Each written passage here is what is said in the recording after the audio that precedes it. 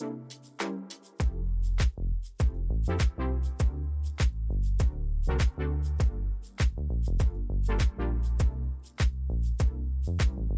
nebijokit, kad kiti šneka tenoj baleto šokį. Sakau, už tai tu kitais metais nueisi į karate ir tam pačiam berniukui per sakykime, varžybas galėsi įspirti galvą. O tas galės toliau šnekėti kažką, tai, o čia negalėjau, taip, ne? Fizinis pasiruošimas, jisai tvarko visą žmogų. Kuo didesnis aukštis, tuo tu lengviau skrendi, tuo tas, vadinkime, pojūtis yra, nerealus. Tu jauti skrydį, iš tikrųjų.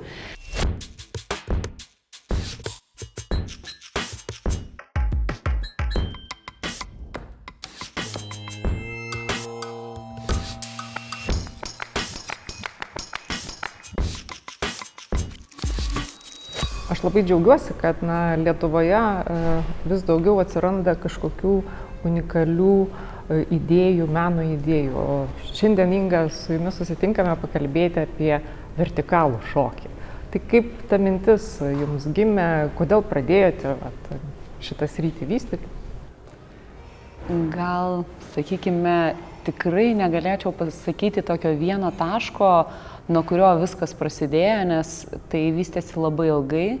Šokų scenoje nuo mažumės, baigiau LMK Čiurlionio menų mokyklą baleto skyrių, prašokau 18 metų teatre ir visą laiką buvo kažkoks noras, netgi kai šokdavom su partneriu, kad mane visą laiką aukščiau pakeltų, kažkaip pasuktų, žemyn galvą nuleistų. Skrydžio polėkio kažkokio. Tai visą laiką toksai ir sakydavo, jūsų šokiai kažkaip tai jau čia akrobatika. Sakau, tai nėra akrobatika. Jeigu jūs ant žemės padarote, sakykime, arabeską vadinamą iškelia koją, tai jau jeigu partneris pakelia į viršų, kur balete, pavyzdžiui, yra, tai nesiskaito akrobatika. O jau kai sakau, mes tai darom, kažkas skaitas. Tai labai ilgai, sakykime, taip, ėjome link to ir kažkaip tai vieną dieną visą puzlę suėjo. Suėjo mano mokslai mechanikos inžinierijos, suėjo mano šokimas, nes jau reikėjo kaip ir, sakykime, gražiai nulipti nuo scenos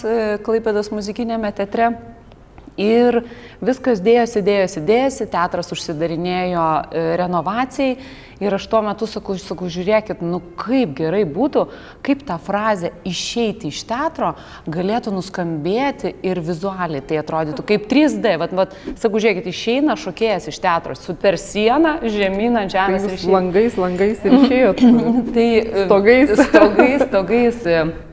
Taip, ten tokia siena buvo be langų, bet iš tikrųjų ant muzikinio teatro buvo nuostabi vieta, kurią mes radome, tai 19 metrų aukščio siena, visiškai be jokių trukdžių, sakykime, be langų ar kažkokių tokių skardų, dar kažką. Ir tuo metu vadovas sutiko ir mes, kaip sakant, metėm tokį iššūkį. Iš tikrųjų, tai buvo pačiai irgi pirmas kartas, net nežinojau, ką aš neriu.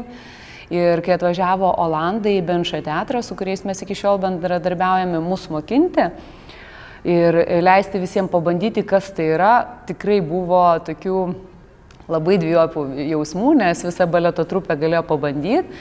Tai ant kiek, pavyzdžiui, vienas visiškai negali net žemyn galvą nusileisti, pavyzdžiui, yra baimės jausmas, kitas visai, pavyzdžiui, suktis negali, trečiam irgi liktai labai smagu ir viską.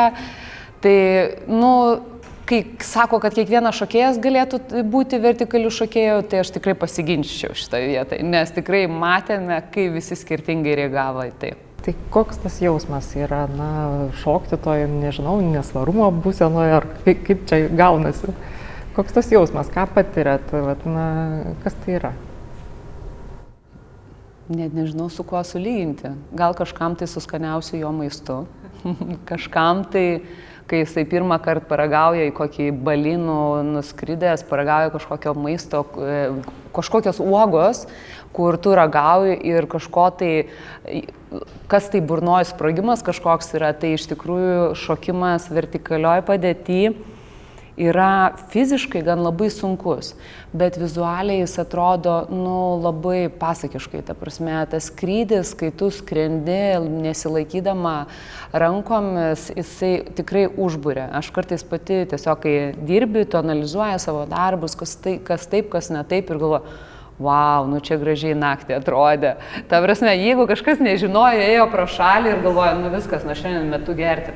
Tikrai tokį vaizdą pamačius, nes tai yra iš tikrųjų vienetiniai dalykai ir manau, kad tai tikrai ir vaikui, ir močiutei, tokiai šiuolaikiškesniai, nes tikrai visokių močiučių yra, ir kam pastatus gadinam, ir braukom, ir kam jūs čia tokius dalykus darote, bet,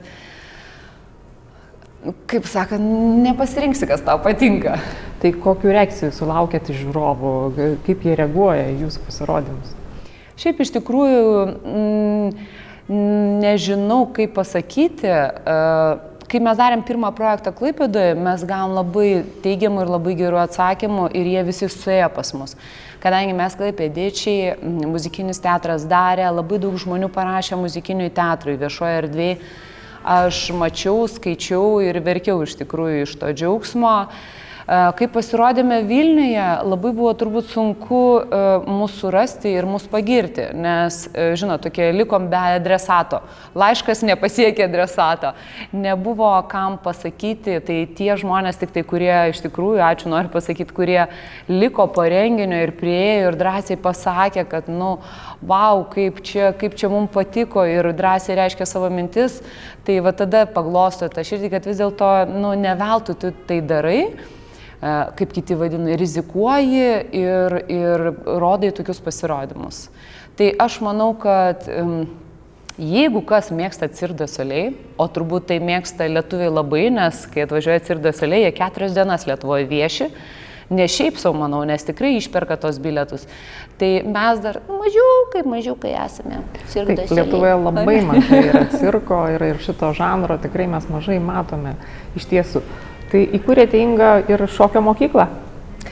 Turite jau vaikų? Šokių mokykla yra jau senai įkurta, kadangi aš pati kaip balerina esu, tai vaikus mokiname baleto, pasaulis juda į priekį, pradėjo mokinti ir šiuolaikinio, kadangi tikrai pradeda, anksčiau tu turėjai būti steriliai vienos profesijos labai profesionalus žmogus. Dabar, kuo tu daugiau esi multifunkcinis, vadinkime, tuo tu kaip šokėjas, kaip, nežinau, gal kaip kiekvienoj profesijoje tu esi reikalingesnis. Labiau realizuoti save. Taip, realizuoti, rasti trupę, kur tu galėsi šokti, kur klasika, modernus, šiuolaikinis. O nuo praeitų metų pirmą kartą mes ir suteikėm tokią galimybę vaikam pabandyti vertikalaus šokio. Šitą gerąją praktiką mes atsivežėme iš Amerikos, nes Olandai, pavyzdžiui, su vaikais nedirba. O Amerikoje buvau stažuoti ir jie dirba su vaikais. Tai iš tikrųjų ta tokia gera patirtis, kad mūsų vaikai irgi galėtų tai daryti, bet aišku, vaikai turi būti fiziškai šokantis, drąsus, ne per drąsus. Bet ir vaikai ir tėvai turbūt turi būti drąsus, ar ne? Aš žinokit, visą laiką su tėvai šneku, ar jūs bijote įeiti į 9-aukštį pastatą? Visi iš karto, aišku, tikrai ne. Sakau, tai kodėl jūs bijote, kai yra, pavyzdžiui, virvė išlaikanti 1,5 tonos? Kiekvienas vivelis rigas, jisai taip pat išlaiko nuo 500 kg iki 1,5 tonos. Ta prasme, tai yra viskas susumavus, tu kabi taip saugiai, kaip, aš nežinau, gal per žemės drebėjimą aš dar iškabėčiau, o pastatas galėtų sugriūti. Tai iš tikrųjų tai tik tai atrodo neįprastai, atrodo kaip Red Bull, kaip sakant, čempionatas jau, bet manau, kad tai yra saugu. Ir pasižiūrėjus, kiek žmonių dirba tokį darbą ir taip pat, kaip ir minėjom, Cirque du Soleil ir visur kitur, žmonės plauna langus, žmonės dangoraižiuose taip, dirba kažkokius darbus ir ant pipipių visiems, kaip sakant, be klaidų. Tai jeigu Lietuvoje tai yra naujiena ir tai unikalu, tai kur yra ta pradžia pasaulyje, kas pradėjo ir kiek jau metų gyvuoja tas vertikalus šokis? Pradžia pati buvo Amerikoje, Bandalupo trupėje. Tai tiesiog man nusišypsojo laimė prieš porą metų pas juos pabūti. Pačioj Mekoj vadinkime. O viskas iš tikrųjų vyko irgi pas juos taip labai nuosekliai. Jie tiesiog mėgo laipioti olomis. Jie tiesiog profesija buvo šokėjai, jie laipė olomis, taiga jie po to pagalvojo, kad gal nusifilmuokim, kaip mes čia šokam, po to pasikabinam ir šokam, po to šokam jau normaliai. Ir iš tikrųjų, prieš 20 metų pakrypo viskas tas į, sakykime, tokių renginių jau ciklą. Šiandien mes susitikome, pakvietėt mus būtent į pastatą, kur yra įsikūrusi, ar ne, šokio mokykla. Kas čia per pastatas ir nes čia toks judesys vyksta, procesas? Papasakok. Labai džiaugiuosi, mūsų namai, vadinkime, yra kultūros fabrikas Klaipėdoje. Mes čia jau esame 4 metai, šokame, mokiname nuo mažučių balerinų iki jau didelių mergaičių, kurios stoja į Vilnių, kurios važiuoja po pasaulį ir parveža prizinės vietas arba iškovoja kokius nors labai didelius laurus, jau įvertinimus pasaulinių lygių. Mes šiandien esame, taip pat čia bazuojasi labai daug teatrų. Ir jaunimo, ir taško, ta prasme, tokia tikrai labai meniška erdvė, kurioje esame. Taip pat labai noriu padėkoti direktoriai, Raimondai Mažoniai, kuri patikėjo, kad tas 9 aukštų pastatas negriūna ir viskas yra saugu ir leido mums su vaikais dirbti vertikalaus šokių. Taip pat low-fly'umi, vadinamų žemų skrydžių, tai mes palėpėje irgi šokame. Tai Inga, ką šokis duoda žmogui, jeigu ir jūsų vaikai ugdomi ir netaps šokėjais? Ką kiekvienas įgyja žmogus šokęs vaikystėje, jaunystėje ar jau suaugęs būdamas? Žinot, kai sako, kad vyrams privaloma eiti metams į kariuomenę, tai aš manau, kad mergaitėms privaloma eiti į šokius. Nebūtinai baletas, tai aišku, ir gali būti pramoginiai šokiai, tai ir meninė gimnastika, ir dar kažkokie šokiai.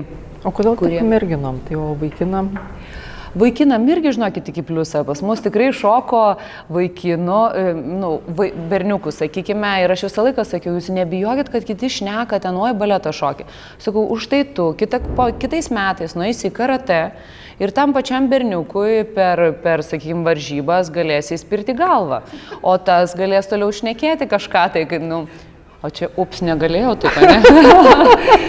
Kiekvienas dalykas savo turi pliusas. Taip pat kaip karate reikia tampytis, taip pat ir balete mes turime savo tos trenažus. Tai yra disciplina, tai yra pasitempimas, tai yra vyrams, tai yra bendravimas, nebijojimas prisiliesti prie moters, ta prasme, nes kai kurie berniukai, kurie išaugs gal prie kompiuterio, tai yra vėl visai kitaip, kaip prieiti, apkabinti, tai yra visai kitokie dalykai. Kai tu augi su tuo, kad tu šokdamas apkabini visą laiką partnerę, tai nebėra kažkas toks, wow, kas tai yra. O kodėl taip yra svarbu, kaip sakot, patampyti? Nes jūsų pačios istorija vaikystės, ar ne, ta istorija būtent, kodėl tai yra svarbu, ištampyti, patampyti, ką tai duoda žmogui, tiek fiziškai, tiek, nežinau, turbūt ir psichologiškai daug ką duoda.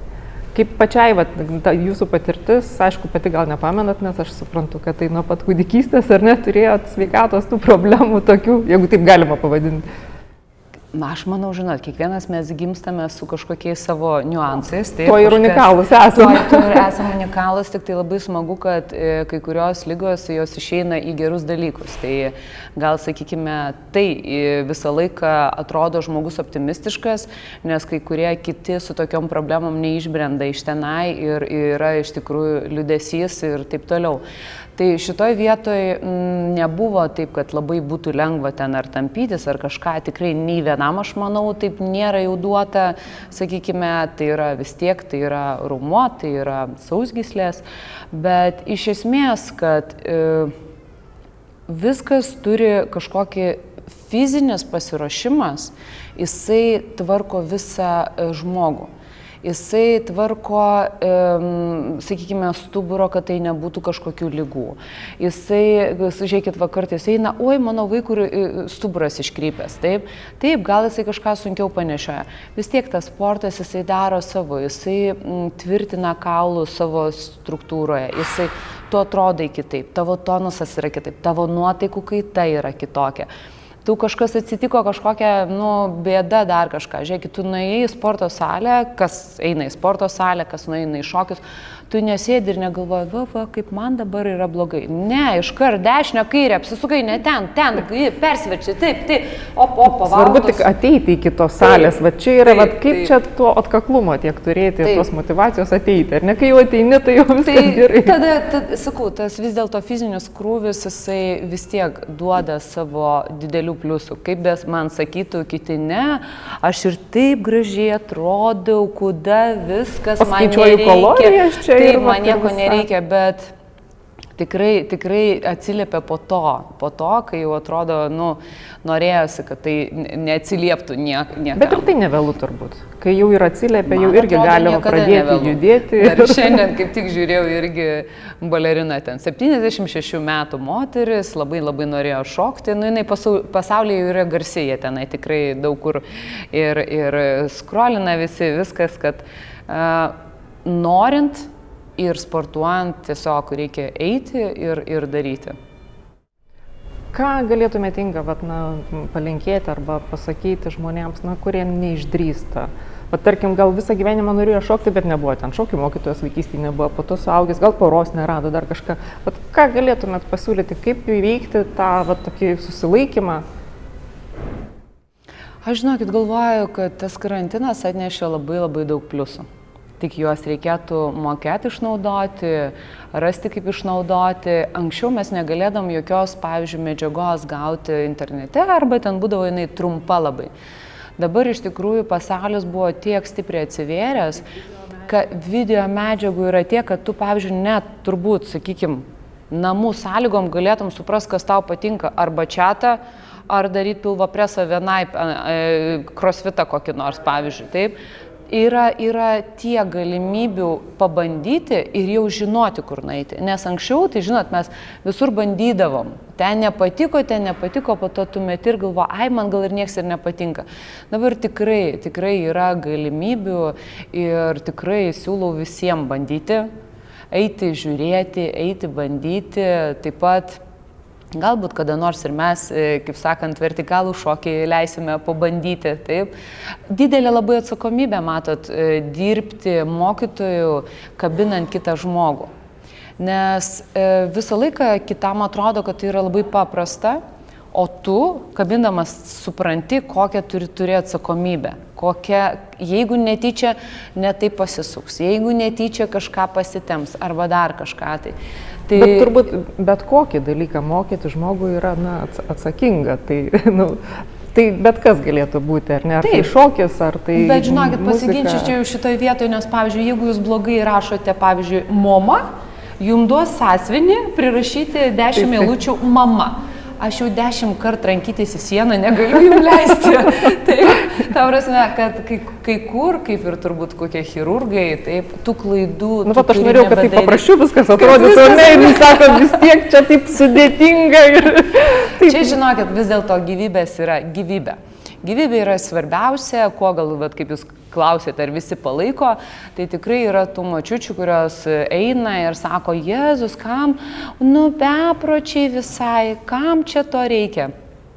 Taip, yra, sakykime, kaip tu ant žemės šoki, tai yra vienas, tai yra mums labai įprasta ir nebeiššaukia kažkokių tokių nei pasipriešinimų, nei kažkokių, diskusijų. Ar čia blogai, ar čia negerai, taip? O kai jau tu kabi ir tu, pavyzdžiui, kabi aukštyje, daleiskime, mes aukščiausia buvo 33 metrai, taip, 33 metrai, tai yra 7 aukštai, 8, vasarą treniravausi ant 10 aukštų, taip, nes kuo didesnis aukštis, tuo tu lengviau skrendi, tuo tas, vadinkime, pojūtis yra, nerealus. Tu jauti skrydį, iš tikrųjų. Tai, nežinau, grįžtant į tą temą, kad šokėjas ant žemės yra natūralu, O šokėjas jau ant lyno, tai yra visiems toks keliantis dvejopus jausmus. Tai kas toliau, Inga? Na, tai išbandėte nuo stogų nusileisti, languose šokti. Tai kas toliau? Na, kokio oro baliono ar kaip čia? Nuo oro baliono turbūt ne, nes aš tokioje sferoje dirbu, kad būtinai turi būti atramos taškas. Tai turi būti siena, į kurią tu atsispiri. Tai nėra akrobatinis kažkoks, sakykime, ant virvės, kaip yra taip pat ant juostų. Ai, šalia turi būti kažkas. Būtinai šalia turi būti kietas pagrindas, į kurį tu gali atsispirti. Tai dabar šiaip iš tikrųjų mano žvilgsnis krypsta į stiklinius pastatus. Nes visą laiką mes rodėm savo projektus su projekcija, su, sakykime, tokiais, dideliais resursais, vadinkime, nes iš karto tai yra didelės linzės projektorių, tai dideli pastatai, tai, sakykime, labai brangus projektai.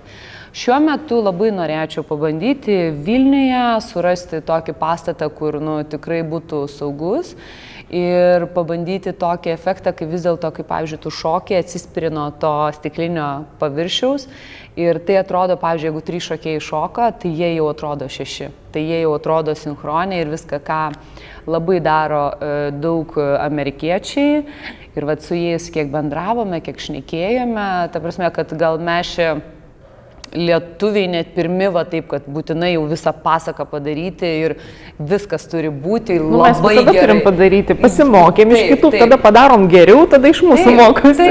Taip, kaip mes jiem nuvežėme video ir parodėme, tai jie taip, jie žino, 20 metų, jie tokie vis tiek paprastesni, jie vaikščiojo gamtoje, jie filmuodavosi, jie tokie, kitaip. Tai dabar toks labai didelis noras, kadangi Vilniuje tikrai jau dabar yra labai daug pastatų, kurie yra stikliniai, tai gal kas nors išgirsta laidą ir atsilieps, pavyzdžiui, kokiu pakvies, sakykime, tikrai yra savininkų pastatų, kur galima taip vadinkim, kai atgyja pastatas. Tikrai, kai naktį baltas, kaip žuvėdras, skraido ant pastato žmogus, visą laiką įsineša tokią pasakišką gyvybę, kažkokį stebuklą. Tikėkimės. Tai ką, linkim sėkmės, Inga, kad jūsų idėjos visos būtų įgyvendintos ir, tikimės tų naujienų, tokių įspūdingų, gąsdinančių šiek tiek, bet nuteikiančių maloniai. Ačiū. Ačiū Jums labai, ačiū labai žiūrovams, o visiems ir linkiu gyvenime turėti kažką tokio skanaus, kad tai būtų visi prieskoniai rūgštaus, sūraus, saldaus ir Jums patinkančio.